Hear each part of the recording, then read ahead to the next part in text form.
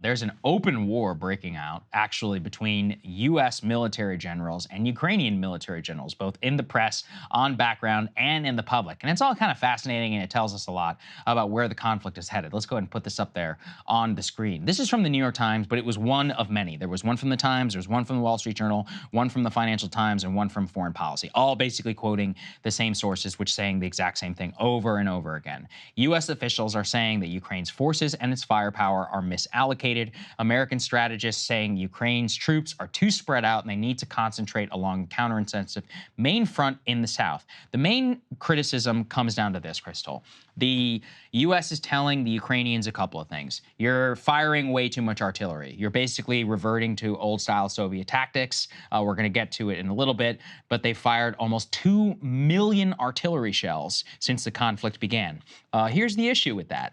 All of it comes from us. We manufacture it. And they have not only depleted all of our stockpiles, we can produce 20,000 per month. They use 90,000 per month. You could go ahead and guess how much Germany and the other ridiculous countries, which can't even hit 2% NATO spending or defense spending inside of NATO, how much they are able to produce. So they wiped out our overall stockpile, and they're massively depleting whatever we're even able to produce in the future. Number two, they have effectively been completely unable to actually fight combined arms tactics in the way that a modern U.S. military would fight. They are reverting much more to World War I style conflict, where you shell the hell out of the people in front of you, you kind of burrow them into a hole, and then you just run forward and kind of hope that it all works out. Take out whatever tanks you can, again, with U.S. supplied weapons. Hasn't worked out all that well. They've taken a couple of villages. They're claiming one that they've had here, but no meaningful breakthrough actually on the front line, especially relative to the tens of thousands of casualties that they have suffered and the multi-billions of dollars that we have given them. The major concern that there is right now from the U.S. side is that the Ukrainians are not grappling with the fact that the amount of aid that they were given for this counteroffensive, it's never going to happen again. I mean, even in terms of what they have asked the Biden administration for Congress, which has not yet been even considered and faces a lot of problems inside of Congress, the extra $25 billion, some of that is humanitarian aid. In terms of the military aid, you can appropriate all you want, but in terms of the hard actual number of things that we have at our disposal, especially for the defense industrial base, it'll never come to this again. So if they're just going to rely on shooting as many shells as possible, it's just not going to work. There is some indication that the Ukrainians have been listening, because they have taken a couple of small villages in the last couple of days, and they're seeing a little bit more movement. Most of that is from pressure by the West in order to concentrate the majority of their forces at single strategic points. But they also have to watch out, because the Russians now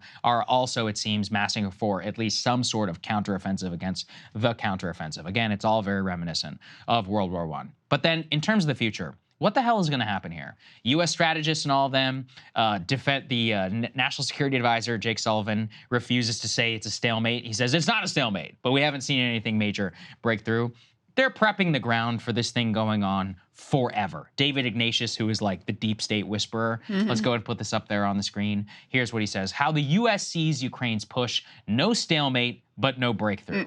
What does that mean exactly? Someone can explain that one to me. Sounds like the definition of a stalemate, actually. Here are the top line things that actually come out for it for our purposes. Number one, Kyiv says that this is going to go on forever. Number two, U.S. and Ukraine dramatically disagree in terms of strategy. Then number three, and this was actually the most important one to me, quote, with Ukrainian forces stymied on the ground, U.S. officials believe President Zelensky will take the fight increasingly to Russian territory and occupied Crimea. In other words, the more they are bogged down on the ground, they're going to try and force strikes on Russian territory and in Crimea. Again, look, they can do whatever they want, but then they should bear all the risk if they're going to provide and use our weapons to do so. That puts us in a whole other ballgame, especially if they're not using measly little drones against Moscow and the Kremlin. They're actually using U.S.-provided F-16s, of which some of them are beginning to trade right now. There was also a very telling, actually, line in here, Krystal, about ATACMS in terms of long-range missiles that they have long desired. Quote, the United States doesn't have enough ATACMS to supply Ukraine without undercutting its own readiness for any future conflict with China. And the reason why I think that line struck to me so hard is that the over and over again we are learning is that we already know that the Biden administration will eventually cave and they're going to give them these weapons. And yet they always try to deny the reality that it is dramatically reducing U.S. defense readiness and the capabilities of the overall industrial base.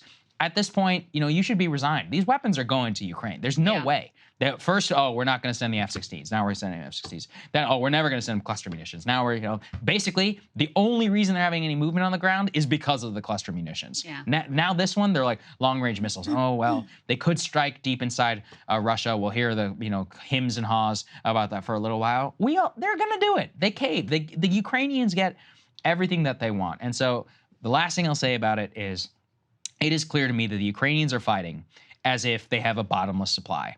They refuse to wake up to reality. And, eventually, I think the bill on this is going to come due, but the West is also deluded into thinking that its populations and its defense industrial bases will be able to provide the Ukrainians with the things that they need, with the tactics they have decided that they are going to use. And the stalemate that they are signing themselves up for, it's not one which is strategically on their side. Russia's a real country. They've got real trade. They've got a real defense industrial base. The Ukrainian industrial base pumps out like 15 drones and they think they're like, oh, well, the drone supply is up 2,000%. I'm like, so what? These are the amount that get shot down in like 3 days out on the front line. Anyway, those are all my top line things from. I read a lot about this over the last couple of days, and basically they're trying to prep the U.S. population for it's going to be Afghanistan, and it's just going to take years and years and years. Forever. It's just never going to end. And the more that happens, the more, as he even acknowledges here, that they're going to pursue more aggressive strikes inside of Russia, inside of occupied Crimea, which only escalates the conflict even further. Well, because the same analysis that we and many others have provided on the Russian side of the more difficult and the more desperate they are, the more dangerous tactics they will deploy. It's the exact same on the Ukrainian side. The more desperate and the less success they have in these counteroffensives, the more that they will be willing to drone strike within Russian territory and take more dangerous, potentially provocative, potentially escalatory moves. So, the U.S. is well aware of this, as David Ignatius, one of their sort of like media allies, is putting out there. They're well aware of this, but they have zero interest in really doing anything but tut-tutting and asking nicely for them to stop, which the Ukrainians have zero intention of actually doing. The other thing that I was trying to figure out, Saagar, is, anytime you see these new media narratives coming out of the sort of like established media ally channels like the New York Times and like the Washington Post, you always have to ask yourself, like, why? Because they're not listening. Why? That's why. Yeah. Why are they putting this out there now? And I do think, look, I think it's partly reality that the Ukrainians have not pursued the strategy that the U.S. wanted them to pursue. Reportedly, according to the New York Times, they wanted them to really concentrate their forces to try to break up this land bridge that they have between Russia and Crimea, which allows the Russians to have these supply lines. That was really where they wanted to focus their troops. The Ukrainians have spread their forces more thinly across the east and across the south. But I also think it's a little bit of like, I actually think it's a lot of cover your ass, of like explaining to the U.S. population why it hasn't gone as well as it was really sold going in, and how it's not our fault at all, and it's their fault, everything's on their side, we did everything that we possibly could, and if we just, and also the implication here is, oh well, if we just get them to change some of their tactics, then things will go completely differently, which I think is also a farce and a fantasy. I honestly, look, I say this with whatever respect I can muster. The Ukrainian military, they are some of the most arrogant people I have ever read about in all of history, because they think that they're like, they're talking to the U.S. military, literally pays all their bills, run all their surveillance, runs all their ISR, provides all of their weapons. And they're like, no, we know better than U.S. military planners. One of them, actually the head of the Ukrainian forces, was like, this is the Battle of Kursk. For people who don't know, that was like a major battle that happened in the Eastern Front in 1943. It was one of the largest tank battles. I think it's maybe the largest tank battle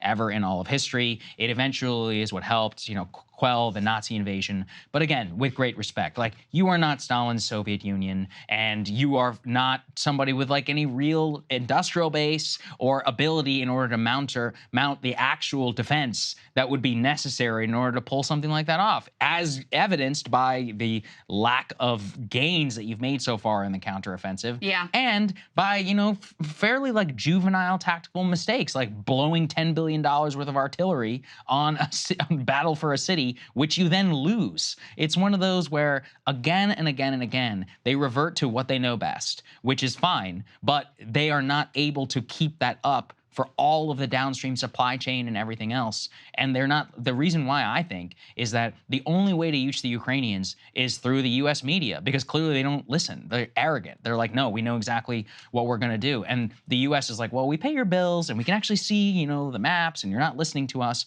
So they start leaking on background. What has then happened is that now the Ukrainian generals are defending themselves in public. There was some meeting that happened on the Polish border between the generals and between the Ukrainian, the head of the Ukrainian armed forces as well.